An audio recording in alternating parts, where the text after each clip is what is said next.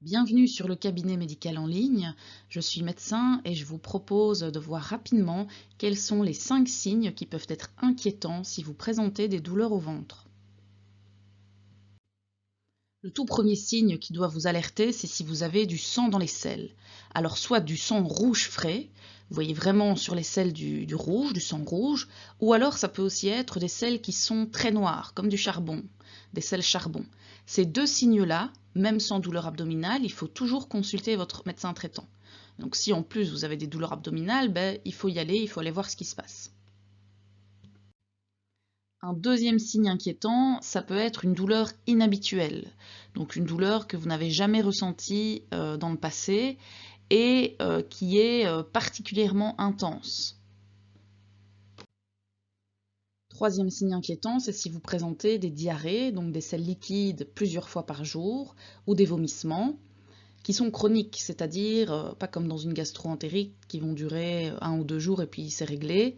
Là, ça va durer un peu plus de 48 heures, 72 heures, voire plus longtemps. Dans ce cas-là, associé à des douleurs abdominales, c'est qu'il y a probablement un souci plus important, donc il faut aller voir votre médecin. Quatrième signe qui peut être alarmant, c'est si vous avez en plus de vos douleurs abdominales, une perte de poids assez importante associée. Donc on ne parle pas de 1 ou 2 kilos, mais si vous avez déjà perdu 4, 5, voire 10 kilos, il est évident qu'il y a quelque chose qui se passe et il faut faire le point avec votre médecin. Et enfin, le dernier signe, c'est si dans votre famille, il y a des antécédents de cancer. Donc si chez vos parents, vos grands-parents ou chez vos frères et sœurs, il y a des problèmes de cancer, il faut évidemment faire les tests appropriés si vous souffrez de douleurs abdominales importantes et éventuellement chroniques. En plus associé à d'autres symptômes dont je vous ai parlé, comme par exemple le sang dans les selles.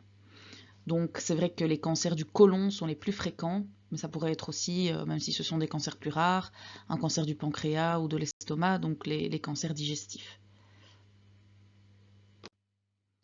Je vous rappelle que ces informations scientifiques, je vous les donne à titre indicatif et que ça ne remplace pas une consultation médicale chez votre médecin. Ce sont des informations pour faire de la prévention et pour vous indiquer quand aller consulter, mais en aucun cas ça ne remplace la consultation chez votre médecin traitant qui connaît bien votre cas particulier, puisque chaque cas est particulier. Donc il y a toujours lieu de faire un examen clinique chez votre médecin pour avoir un diagnostic.